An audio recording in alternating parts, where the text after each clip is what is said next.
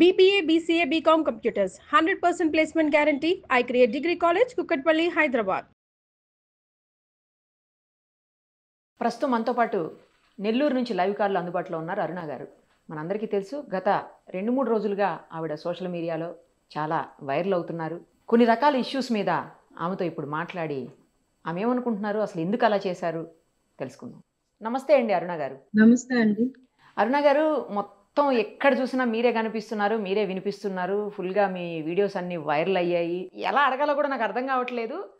ఒక జీవిత ఖైదు పడినటువంటి వ్యక్తితో మీరు హాస్పిటల్కి వెళ్ళి రకరకాలుగా బిహేవ్ చేస్తున్నటువంటి వీడియోస్ అన్నీ వైరల్ అయ్యాయి. అసలు జీవిత ఖైదు పడి అతనికి హెల్త్ బాగాలేక హాస్పిటల్లో ఉన్నటువంటి వ్యక్తి దగ్గరికి మీరెందుకు వెళ్ళారు, అసలు మిమ్మల్ని ఎలా అలౌ చేశారు అనేది అందరిలో ఉన్నటువంటి డౌట్స్. జైలు సూపరింటెండెంట్ గా ఉన్నటువంటి అప్పట్లో శ్రీరామ రాజారావు గారు వాళ్ళ కుటుంబ సభ్యులకు ఒక లేఖ రాస్తారండి. ఆ లేఖలో ఏం మెన్షన్ చేస్తారంటే, ఫలానా హాస్పిటల్ దగ్గర పడినటువంటి ఆయనకి చెయ్యి విరిగింది కాబట్టి హాస్పిటల్లో మేము ఇట్లా పెట్టున్నాము, ఆయనకి సహాయకురాలు అంటే కేర్ టేకర్ కావాలి, మీ కుటుంబంలో ఎవరైనా కేర్ టేకర్ గా ఉండమని లెటర్ రాస్తే, వాళ్ళ నాన్నగారికి 74 years, వాళ్ళ అమ్మగారికి 65 years అండి. వాళ్ళిద్దరు కూడా ఒక మనిషి చెయ్యి విరిగి ఉన్నటువంటి మనిషికి, బెడ్ రెడ్ లో ఉండే మనిషికి సేవలు చేసేంత స్టామినా ఉండేవాళ్ళు కాదండి. ఆయన పెళ్లి చేసుకోబోయేటువంటి, నాకు లాస్ట్ ఇయర్ ఫిబ్రవరిలో నాకు ఎంగేజ్మెంట్ అయిందండి. వాళ్ళ ఫ్యామిలీ మా ఫ్యామిలీ ఒప్పుకొని ఎంగేజ్మెంట్ కుదుర్చుకున్నాను. ఆయన బయటకు వస్తే పెళ్లి చేసుకోవాలని. కాబట్టి ఆయన కాబోయే భార్య కదా అనేసి నాకు వాళ్ళు ఆ లెటర్ చేర్చమని ఆయనకి బదిలిస్తే ఆయన తెచ్చి నాకు ఇచ్చారండి. అది నన్ను ప్రిజన్ వార్డ్ దగ్గర పిలిపించి ఆయన తీసుకొచ్చి ఆ లెటర్ నాకు ఇచ్చారండి.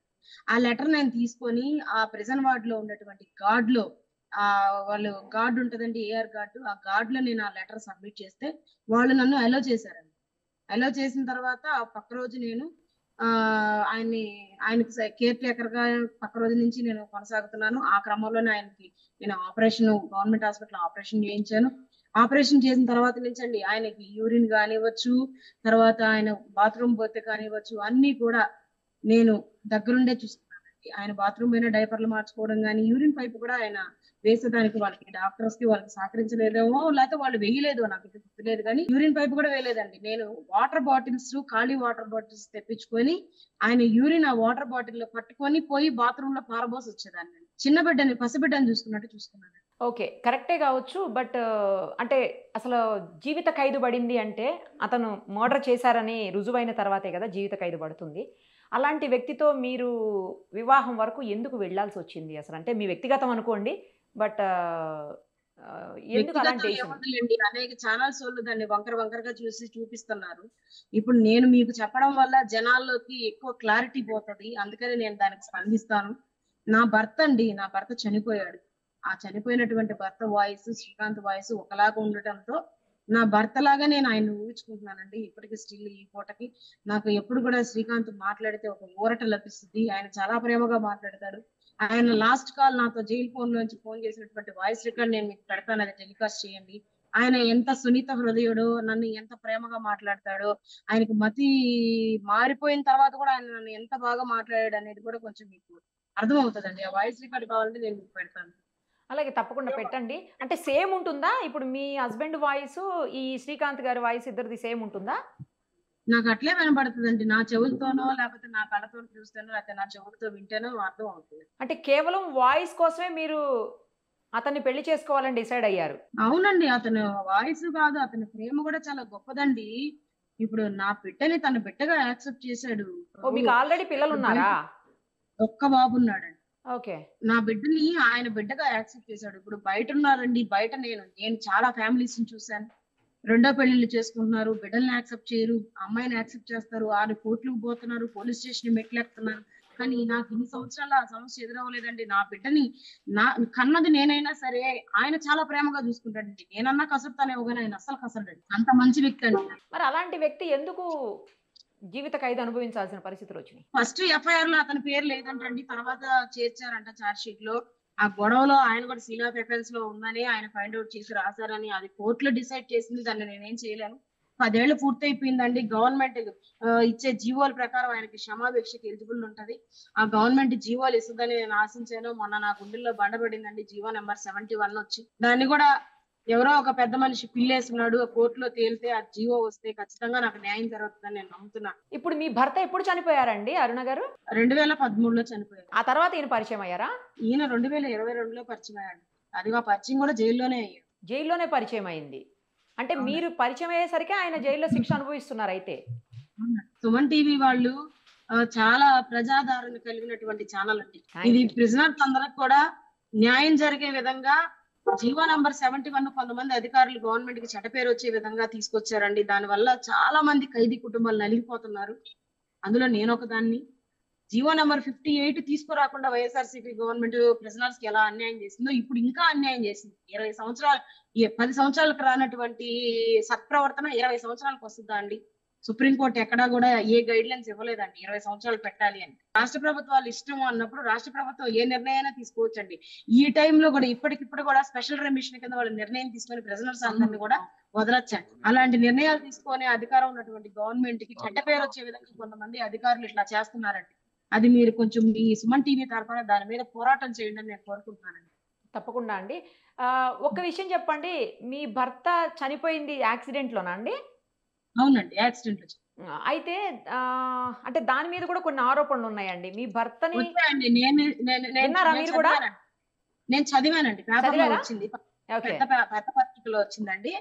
అది ఆ పత్రిక రాసినటువంటి వాళ్ళకి మనసు ఉందో లేదో నాకైతే తెలియదు. కానీ నా భర్త గొంతు కోసమే నేను ఒక ఖైదీని పెళ్లి చేసుకోవాలని ఆరాటపడుతున్న వ్యక్తిని నా భర్తని నేను ఎలా చంపిస్తాను?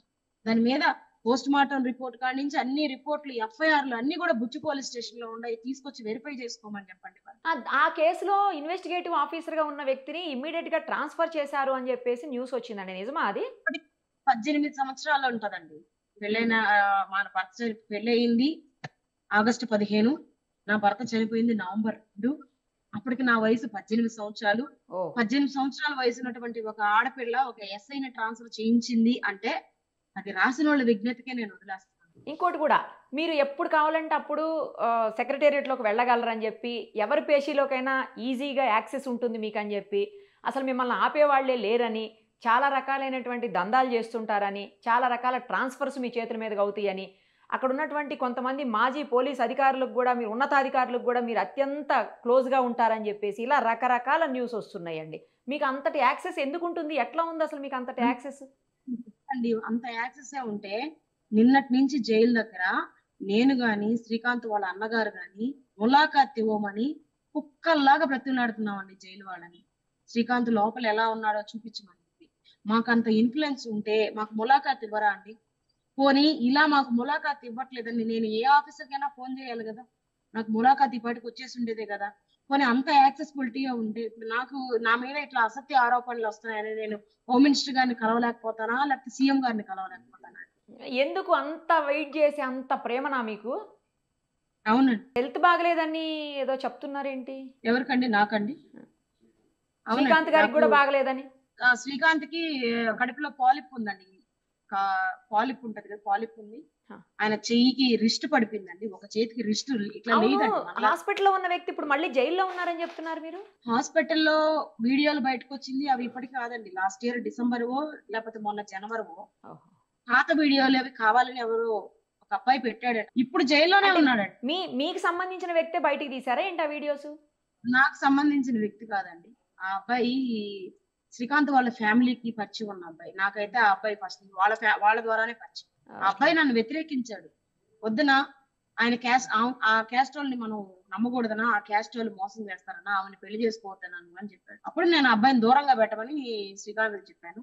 అక్కడి నుంచి మా మధ్యన వార్ స్టార్ట్ అయ్యి ఇంతకాడికి నన్ను రోడ్డు మీద తీసుకొచ్చేసింది. ఓకే. అసలు ఏమీ ఆస్తిపాస్తులు లేనటువంటి మీరు ఇప్పుడు కోటీశ్వరరాలు అని కూడా బయట న్యూస్ స్ప్రెడ్ అయిందండి. అంత ఆస్తులు ఎలా సంపాదించగలిగారు? నాకు ఆస్తులు ఏమీ లేవండి. మా నాన్నకి ఇల్లుందండి, మా నాన్నకి కారు ఉంది, ఇప్పుడు తిరిగేది కూడా ఆ కారు. మా అమ్మ, మా చెల్లెలు, నా కొడుకు ఒకే ఇంట్లో ఉంటారండి. మా చెల్లెలు చిన్న ఉద్యోగం చేస్తుంది, బొట్టికి నడుపుతుంది. ఆమె మమ్మల్ని అందరిని చూసుకుంటుంది, ఇంకా పెళ్లి చేసుకోలేదు. ఇప్పుడు ఇతనికి ఆల్రెడీ పెళ్లి అయిందా అండి? ఇదే ఫస్టా? శ్రీకాంత్ కండి పెళ్లి కాలేదండి. ఆయన పెళ్లి చేసి ఆయనకి ఫస్ట్ అండ్ లాస్ట్ లవర్ అయినా పెళ్ళమైనా నేనే అండి. సో ఇప్పుడు ఎప్పుడు బయటకు వస్తారా అని వెయిట్ చేస్తున్నారేమో అయితే మీరు ఇక? అవునండి. సీఎం గారి వరకు ఈ వార్త వెళ్ళేటట్టు చూడండి. ఆ జీవో మారేటట్టు కూడా కానీ అసలు మీకే ఎక్కువ యాక్సెస్ ఉంది అంటున్నారు గదా! అంటే వేరే ఛానెల్స్ తోటో లేతే వేరే వాళ్ళతో పనేముంది. మీకే బోలెడంత యాక్సెస్ ఉంది. మళ్ళీ ఆ యాక్సెస్ మధ్యలో ఈ మధ్యలో కొద్ది పాటికని రోజులు మధ్యలో కొద్ది రోజులు సైలెంట్ అయ్యి మళ్ళీ ఇప్పుడు మీరు సెక్రటేరియట్‌కి గూడా వెళ్తున్నారు అని అంటున్నారు గదండీ! లేదండి. నేను 2 సార్లు శ్రీకాంత్ వాళ్ళ నాన్న తీసుకొని రిప్రజెంటేషన్ పెట్టేదానికి వెళ్ళాను. అదర్‌వైజ్ అంత ఇన్‌ఫ్లూయెన్సే ఉంటే నేను ఎందుకంటే ఛానెల్స్ వోళ్ళని ఇలా బతిమిలాడతాను. నేనే పోయి సీఎం గారికి రిప్రజెంటేషన్ ఇస్తాను గదా! అసలు అంత మీరు యాక్సెస్ లేదండి. ఏదన్నా పార్టీలో మీరున్నారా? పార్టీలో ఏదన్నా మీరు యాక్టివ్ నేను మెంబర్? ఎలక్షన్స్‌కి ముందు వైఎస్ఆర్‌సీపీకి రాష్ట్ర కార్యదర్శిగా ఎన్నిక కాబడ్డాను. ఓకే. తర్వాత ఆ నెలలోనే నేను మళ్ళీ పక్కకొచ్చేసాను. ఏ రాజకీయ పార్టీ తోటి మీరిప్పుడు అనుబంధంగా లేరైతే. ఇప్పుడు లేనండి. నేను సంవత్సరం రోజుల నుంచి ఇంట్లోంచి బయటకి రానీకుండా వస్తే ములాఖాత్‌కి జైలు కాడికి లేకపోతే ఇంట్లోకే పరిమితం అయిపోయాను. సో, వస్తున్నటువంటి ఆరోపణలన్నిటిని మీరు ఖండిస్తున్నారు అయితే. తీవ్రంగా ఖండిస్తాను. నన్ను అనవసరంగా పెద్దదాన్ని చేస్తున్నారు ఫ్రీ పబ్లిసిటీ అని. అంతేనా? పెద్దదాన్ని చేస్తున్నారా మిమ్మల్ని? పెద్ద- అంటే ఈ మీరు రోజు నేను ఏమన్నా ఎవరిని చేయగలరు. ఏవైనా ఆ! సరే మీరు మీ చేతుల్లో ఇట్టే అయిపోతాయి అని చెప్పేసి బయట న్యూస్. చాలా కష్టాల్లో ఉన్నాను. వాళ్ళందరిని కలిసి నాకు సహాయం చేయమని చెప్పండి. అంతేనా? ఆరోపణ చేసి. రైట్ అండి. All the very best. Me problems అన్ని త్వరగా సాల్వ్ అవ్వాలని మీరు ఏదైతే అనుకుంటున్నారో అది జరగాలని నేను కూడా కోరుకుంటున్నాను. ఎందుకంటే ఎవరిష్టం వాళ్ళది కదండి. ప్రేమలు, పెళ్ళిళ్ళు, లేకపోతే జీవితం ఇవన్నీ కూడా ఎవరిష్టం వాళ్ళది. మీ ఇద్దరికి ఇష్టమైనప్పుడు దాన్ని ఎవరు కూడా ఏమీ అనలేరు. ఎవరు ఏమీ చేయలేరు. మీకు ఆల్ ది వెరీ బెస్ట్ అండి. Thank you so much.